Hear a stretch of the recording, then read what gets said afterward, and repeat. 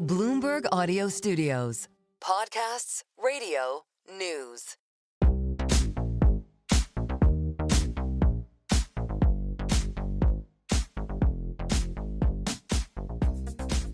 Welcome to Merryn Talks Your Money, the personal finance edition of Merryn Talks Money. In these bonus podcasts, we talk about the best strategies for making the most of your money. I'm Merryn Somerset Webb, and with me, senior reporter and Money Distilled author John Stepek. Hi, John. Hi, Merryn. Now listen, John, just before we came on air, you gave me one of the best pieces of personal finance advice I think you've ever given me. So I think we should share it because, you know, the way we do this, sometimes we record from home. I'm at home. I'm in Scotland. It's 0 degrees. It's sleeting outside. Got a little fan heater by my feet. I have to turn it off because it ruins the sound. I'm complaining about this because I'm wearing an outdoor coat inside. And John says, what did you say, John? I said you should buy one of those infrared panel heaters. Because believe it or not, they work a lot better. Because I've tried a lot of heaters in my freezing cold study. Don't tell Jamie Dimon I'm working from home today. And it's great. It's great. And it's silent, completely silent. And it's a lot better than those oil-based ones as well. Just gives off a much more, a kind of drier heat. So yeah, no, you should definitely get one.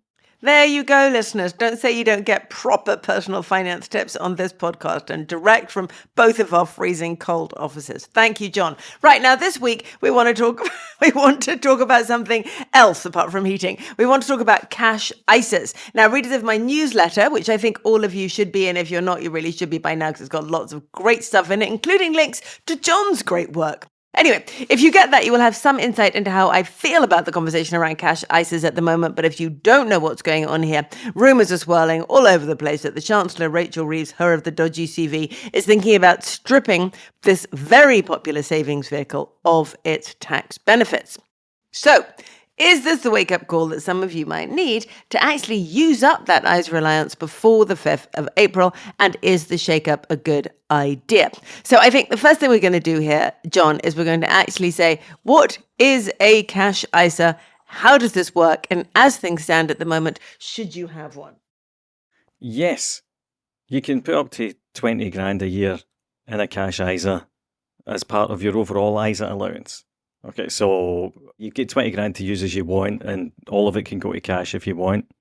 When it's in there, you don't pay tax on interest. And in the old days, that didn't really matter because you weren't getting paid any interest. But now it's actually really important to protect your cash savings from interest tax if you can.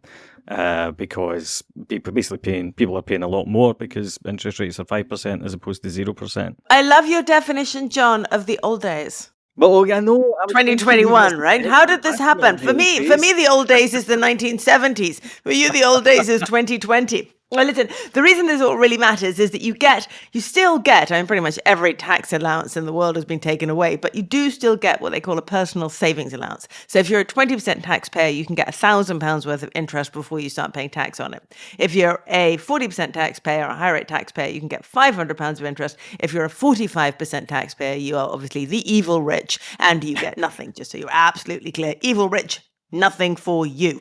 There's also something called the starting rate for savings, which is yet another one of those tapered allowances, but does allow you to have no other income of any kind whatsoever to get, I think it's £5,000, isn't it, of interest tax-free. Yeah. So if you have very, very little in the way of savings and you do not expect to have more in the way of savings and you are perhaps not even a taxpayer, then you might look at a cash ISA and say, well, what's the point? There's nothing in it for me, right? Yes, you may. It's just complication. And in the past, I might have agreed with you because in the past it was true that very often the interest rates on cash ISAs were lower than the interest rates on actual savings accounts because they can get away with it, right? Yeah. Makes sense. If you can get away with it, then that's what you do. But at the moment, actually, they're more equal. And in fact, if I was just looking online before we started talking, and it looks like you can actually get more on an instant access cash ISA than you can on an ordinary savings account. So you need to look at all these things when you're talking about whether a cash ISA is the right thing for you. But if you have a reasonable amount of money, as John just said, you've really got to get a cash ISA. So, at the moment, if you're a low rate taxpayer, if you've got £20,000 in savings, you're already hitting up against that allowance. If you're a higher rate taxpayer, £10,000 would have you hit up against that allowance, wouldn't it? Yes, about £10,000 would have you hit up against the cash savings allowance. So if it's any of those things, and you have cash, you really need to have a cash ISA. But while it might work for us, does it work for Rachel Reeves?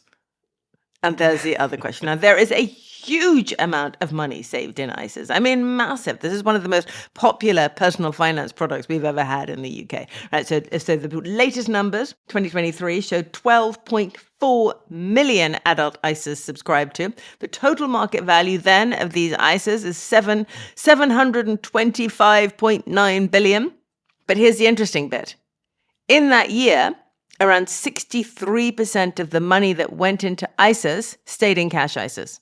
But if you look at the total value of the ISAs, well, the majority of the money that is going into cash ISAs, the eventual value is the other way around. So if 60% that is going in is staying in cash ISAs, look at the result. 60% of the market value of all ISAs is shares and 40% is cash. Yeah. Which is telling you that if you put your money into the market, you get a bigger return longer term than you do in cash. Now, we know that, but it's interesting to see it here in these bare numbers, right? Yeah, and I mean, I think sometimes people need convincing, because it's one thing, we know it, but one of the reasons that cash ISAs get so much traction here is because people just don't trust the stock market in this country in the way that they do in the US, for example. Okay, so here's the thing. All that money pouring into cash ISAs. Rachel Reeves, poor dear, she was looking for cash everywhere, looking for a way to deal with her growth mission and thinking to herself, how do I get my hands on a big pile of cash to push into my growth mission? And ISAs, usually we say pensions. Well, why do you want pensions? Because that's where the money is. All this cash is just sitting there in ISAs. We may agree, you and I, that maybe people shouldn't hold very much cash in an ISA. When we go right back to personal finance, we say how much cash should you hold? And normally we top out at 6 months, right? Yeah, for working people, 6 months, definitely. Yeah, for older people, probably a lot more. But nonetheless, if you've got more than that, possibly you should be in the market anyway. If you should be anyway, and Rachel Reeves would quite like all that money in the market because it might kickstart the stock market in some way because they're a bit in the doldrums, so things have got better recently, but still not great. It could do with a massive inflow of cash. So in a way, I hate to approve of anything when normally we do nothing but disapprove on this podcast. But in a way, clamping down to a degree on the cash ISA wouldn't be an altogether bad idea, would it? Yeah.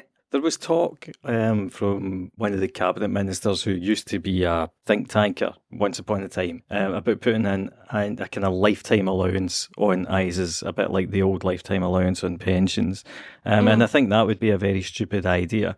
But there may be an argument for putting a cap on the amount that you can hold in a cash ISA because looking at it from a non-punitive point of view, I suspect there probably are a lot of people in the UK who are holding more cash than is sensible or good for their long-term finances. That is something that we should be looking to address. And you could be addressing it with things like, personal finance education at schools and all that nonsense. But actually, probably an easier way to address it is to say that, well, okay, you can only have this much.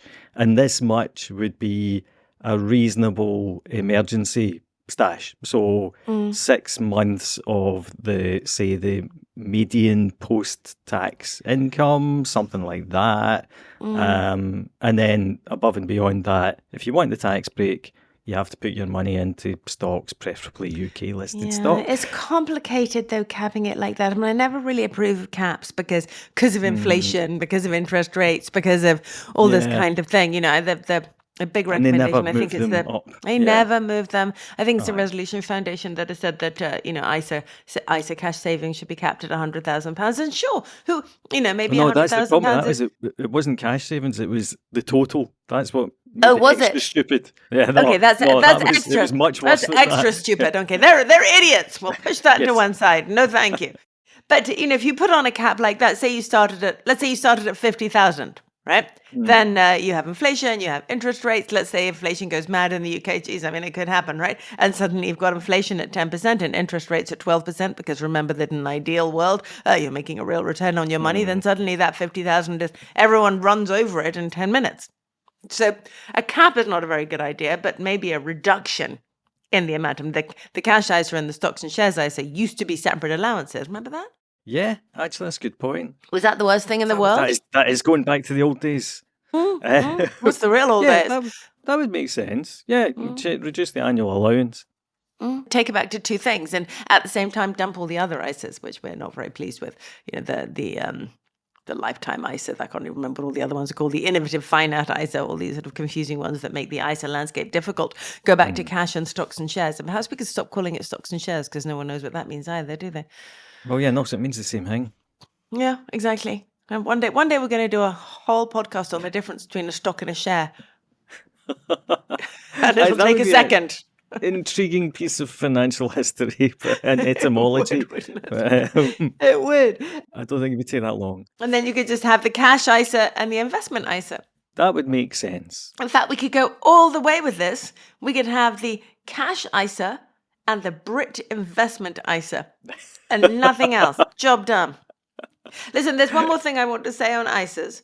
And one reason why maybe change isn't coming particularly fast. The brilliant thing about ISAs is that they do not have to be declared in any way to the taxman.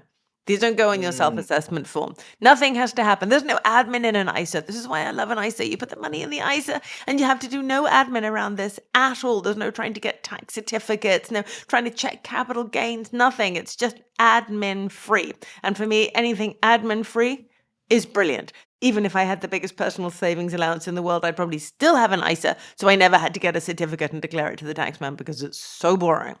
Now, if you get rid of the cash ISA, or you reduce it down to a fairly minimal amount, and people want to hold more cash, you are going to drag, I think, a whole lot of people into the self-assessment system. Yeah, I mean, the government wouldn't see that as a problem, but we do. Well, they might have to, hire some more people. Don't think they would see that as a problem. It's funny, they don't mind hiring more tax people because you can view that as an investment because they collect extra tax. Yeah. There's definitely an argument for it. The problem is anytime you say there's an argument for this stuff, a politician goes ahead and pushes it to the most ridiculous extent that it can. So from that point of view, that's why I would be worried. But if she did it along the lines of what we're talking about, then that would be fine. I suppose the key thing is that if there were to be a change to cash ISAs, it's very unlikely they'd suddenly say, oh, you people with 200 grand in cash in your ISA, you're going to have to take 150 out. It doesn't work like that. So what you have in already will probably be safe inside the wrapper. So remember that you can put in £20,000 every year. Put in 20 grand now if you haven't already. You can put in another 20 grand at the beginning of April. Suddenly you've got £40,000 protected inside a cash ISA account, assuming that it's cash that you want. So that's just to say this is an extremely generous system. Already, you can get a lot of cash in. I think that's all I need to say on ISAs. And it's worth doing. It's worth doing. It's worth doing. At the moment, pretty much all your money is going to disappear in tax quite soon. So anything you can protect as soon as you can. Right. Anything else to add to ISAs, John? No, I think that's a perfectly cheerful note to wrap up on. Any more tips on heating? Because I'm just off to buy one now. Any favourite brands? Actually, no. It's a big white panel heater. That's all I could say about it. Okay, doesn't sound very attractive, but I guess that's the least of my worries. Well, it's bigger than a fan heater, but it's not as noisy. Okay, all good tips. Thanks, John.